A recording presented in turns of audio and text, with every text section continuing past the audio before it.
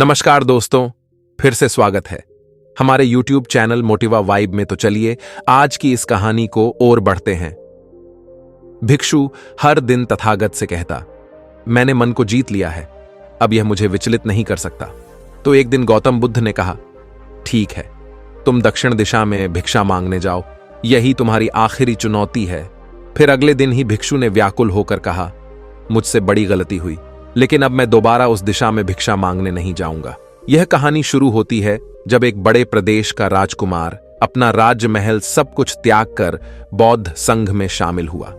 शुरुआती दिनों में नए भिक्षु ध्यान करना सीखते, इसके साथ साथ गौतम बुद्ध उन्हें भिक्षा मांगने भेजते ताकि भिक्षुओं का अहम कमजोर हो और उनका व्यवहार विनम्र हो जाए। संघ में आने के कुछ समय पश्चात राजकुमार भी भिक्षाटन पर जाने लगा। शुरू में सब ठीक था, लेकिन कुछ ही दिनों में घटना घटी जिस कारण राजकुमार विचलित हो गया और उसने भिक्षाटन पर जाने से मना कर दिया। भिक्षाटन का नियम था कि भिक्षु केवल 2 घरों में भिक्षा मांगते और नहीं मिलती तो आश्रम वापस आकर जल ग्रहण करते। एक बार राजकुमार भिक्षु नगर में भिक्षा मांगने निकला और दुस्सहयोग से भिक्षा नहीं मिली। शुरू में राजकुमार भिक्षु को निराशा हुई, लेकिन कुछ ही पलों में उसका मन शांत हो गया, जैसे कुछ हुआ ही ना हो। बिना प्रयास के आज भिक्षु बड़ा प्रसन्न था। उसने लौटकर गौतम बुद्ध से कहा, आज मुझे भिक्षा प्राप्त नहीं हुई, लेकिन मेरा मन शांत है, न किसी विचार ने मुझे परेशान किया। गौतम बुद्ध भिक्षु की सारी भावनाएं समझ रहे थे। तथागत ने कहा, अच्छी बात है, अब तुम कल महल की तरफ भिक्षा मांगने जाना। भिक्षु ने आज्ञा का पालन किया और अगले दिन भिक्षा मांगने निकल गया। कुछ देर बाद जब भिक्षु महल के आगे से गुजरा तो उसे अपना महल याद आ गया कि कैसे वह ऐशो आराम का जीवन जीता था। भिक्षु ने सोचा, महल में खाने को स्वादिष्ट पकवान मिलते और सेवा करने को कई नौकर होते और सभी प्रकार के सुख मिलते। ऐसा सोचते सोचते भिक्षु के मन में इच्छा हुई कि आज बढ़िया भोजन मिल जाए। तभी भिक्षु सचेत हो गया कि यह सब अतीत की स्मृतियां हैं और मैं केवल इन्हें देख रहा हूं। पुरानी यादों के ताजा होने से मन में कुछ इच्छाएं प्रकट हो रही हैं, यह भी मैं केवल देख रहा हूं। अगर मैं इन शारीरिक इच्छाओं को पूरी करने की लालसा रखूं तो मैं मन की शांत और यह जागृत अवस्था खो दूंगा। भिक्षु ने महसूस किया कि जब जब हम स्वयं को 2 कदम आगे ले जाते हैं, चेतना का स्तर ऊपर उठाते हैं, तब तब मन इस प्रकार के खेल खेलता है। जब हम मन को शांत करने लगते हैं, तब मन हमें बेचैन करने की पूरी कोशिश करता है। भिक्षु यह सोचकर बहुत खुश हुआ, क्योंकि आज उसने आत्मचिंतन से मन के बारे में गहरी समझ और सूक्ष्म दृष्टि प्राप्त कर ली।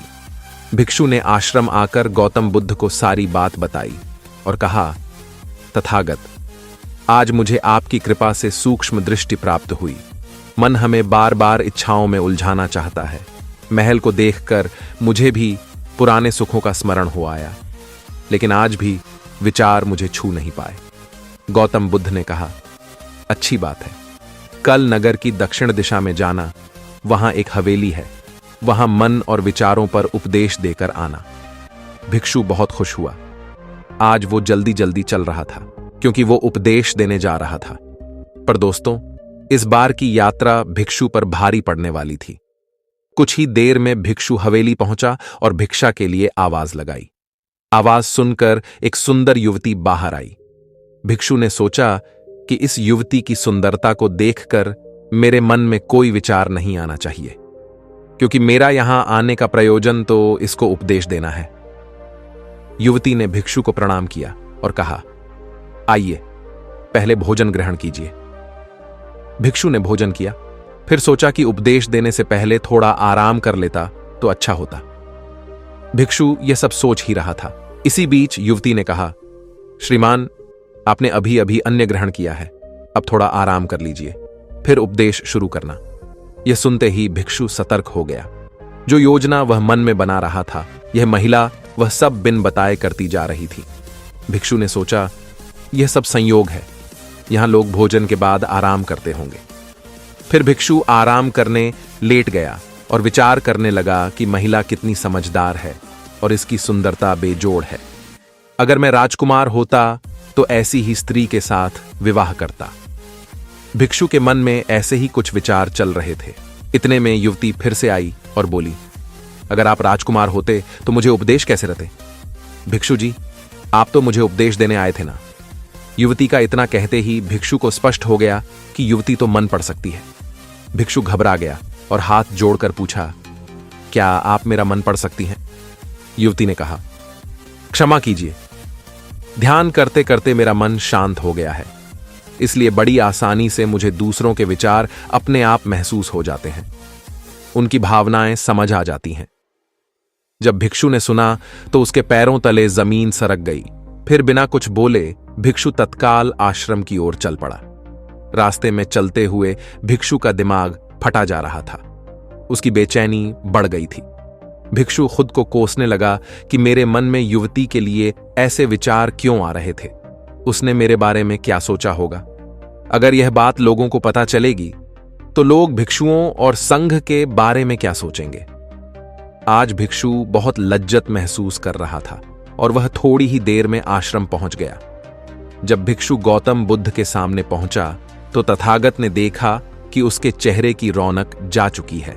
दोनों कंधे झुके हुए थे। भिक्षु ने बुद्ध से कहा, अब मैं कभी भिक्षा के लिए नहीं जाऊंगा। तथागत ने कहा, पहले आराम से बैठो, फिर मुझे बताओ कि तुम्हारी चाल में इतनी थकान क्यों है? आज तुम्हारे चेहरे पर तेज की जगह ग्लानि की भावना क्यों है? भिक्षु ने सारी बात बताई और कहा, मैं सब कुछ जानते हुए भी महिला की सुंदरता के बारे में और अन्य चीजों के बारे में सोच रहा था। मैं मन से पूरी तरह हार गया। अब मैं कभी उस दिशा में नहीं जा पाऊंगा। मैंने बौद्ध संघ का भारी अपमान किया है।